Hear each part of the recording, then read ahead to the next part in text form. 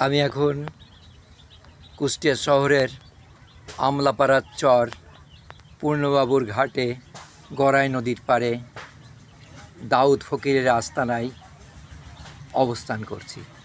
আমার সামনে দুজন সাধক বসে আছে। একজন হচ্ছে দাউদ মণ্ডল আর উনি হচ্ছেন বালিয়াসিসার মাহাতাব ফকির। আচ্ছা ফকির সাহেব, আপনার যে এই রূপ, হাতে দেখছি বালা, মাথায় জট, এবং আপনাকে দেখে মনে হচ্ছে আপনি এই সমাজের থেকে অনেক বাইরের একটা মানুষ। তো আপনি কিছু মনে করবেন না, আপনি কি সংসার ত্যাগী? হ্যাঁ, সংসার ত্যাগী। সংসার ত্যাগী একজন মানুষ মাহাতাব ফকির। তো আপনি কেন এই পথে আসলেন? আমি জানি কেন একটা রূপ এই পৃথিবীর উপরে সমাজকে ঘুরে একটা পৃথিবীর উপরে আমি রং তামেশা মানে দৃশ্য আমার চোখে দেখার পরে আমার কোনো এই দুনিয়ার কোনো সংসার আদি এই সমস্ত কোনো কিছু মনে আমার চাই না। অর্থাৎ মাহাতাব ফকির সাহেব বলতে যাচ্ছেন যে আমি স্বপ্নেই হোক বা সাধনাই হোক এমন একটা রূপ দেখেছি যে রূপের মধ্যে তিনি ডুবে গেছেন। তিনি আর সেই ডুব থেকে উঠে আসতে পারছেন না, তাই তিনি ইহজগতের মায়া ত্যাগ করে সমস্ত কিছু সংসার ত্যাগ করে আজ বিভিন্ন মাজার, আশ্রম এবং যেখানে তার মন চায় সে ছুটে বেড়ায়। নেই তার কোনো ব্যাংক ব্যালেন্স, নেই তার কোনো পোশাক আশাক, শুধু একটাই ঈশ্বর, আল্লাহ, গড, ভগবান, যাকেই বলি আমরা, যেভাবেই ডাকি, তার সাধনায় সে লিপ্ত। তাই মাহতাব সাহেবকে আমি আরই বলবো যে সমাজকে ভালো করার জন্যে আমরা কোন পথ বেছে নিলে এই সমাজটা ভালো থাকবে? এই পথটা আল্লাহকে পাওয়ার জন্য হৃদয়কে মানুষকে ভালোবাসতে হবে। আচ্ছা হৃদয় মানুষকে ভালোবাসতে হবে। আচ্ছা তাহলে আল্লাহর নির্ধারণী কোনো সফল কোনো কার্যকলাপগুলো আল্লাহর নির্ধারণ তো আল্লাহর কর্মকার্য আল্লাহর স্মরণ থাকবে। এটাই মানুষের কর্ম। বাহ, তার মানে আল্লাহ যেমন মহান সৎ, তেমন তাকে পাওয়ার জন্যে আমাদেরকে সেরকম সৎ হতে হবে, না হলে তার সান্নিধ্য লাভ করা যাবে না, তাই তো? হ্যাঁ হ্যাঁ হ্যাঁ। আচ্ছা ঠিক আছে। আপনার কি কোনো খাওয়ার প্রতি লোভ আছে? খাওয়া দাওয়া কোনো রুচির উপরে আসে না, যেটা যখন যেটুক মন চায়। হ্যাঁ, কিন্তু এমন একটা কিছু যে উনি খাচ্ছে খাদ্য খাবার, মাংস, গোশ, হ্যাঁ, ভাত, হ্যাঁ বেলাবে গোসল স্যার, হ্যাঁ টাইম বাই টাইম, ওটা মনের ভিতরে কোনো সময় ঢোকাতে চায় না। আচ্ছা ওনার চালা উনি চলে, উনির খাবার উনি খায়, না খায়ও এমন দিনকে দেখা যাচ্ছে কাটাইছে। বাহ, দারুণ একজন মানুষ।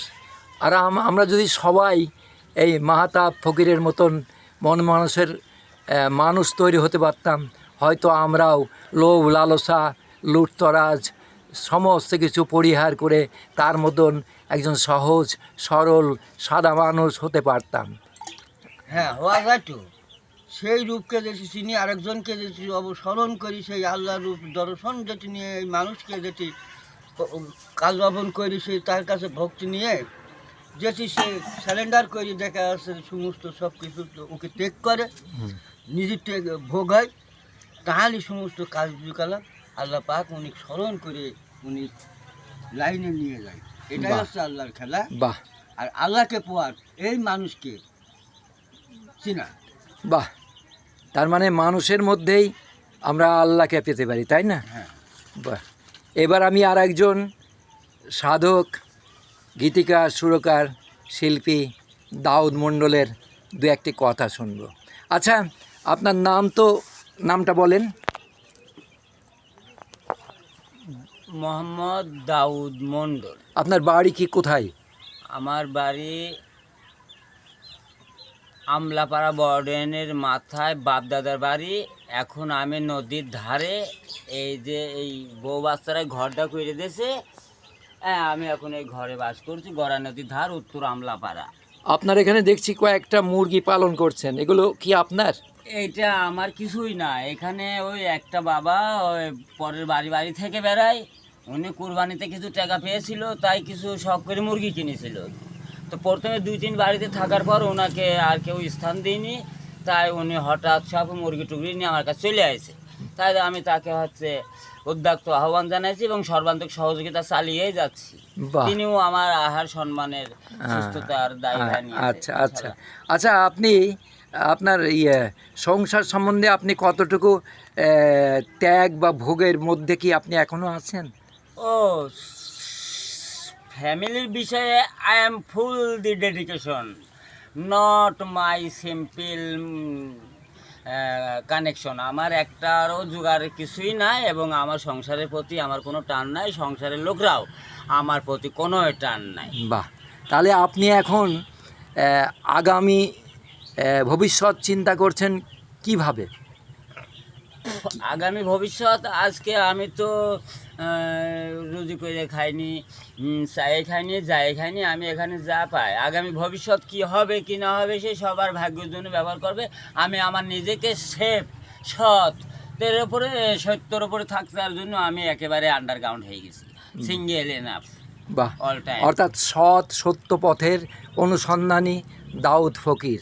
তো দাউদ ফকির, আপনাকে এবং মাহতাব সরকারকে, মাহতাব ফকিরকে অসংখ্য ধন্যবাদ জানিয়ে আমি আমার এই পর্যন্তই আমার ইনশাআল্লাহ। আল্লাহ হাফেজ। আল্লাহ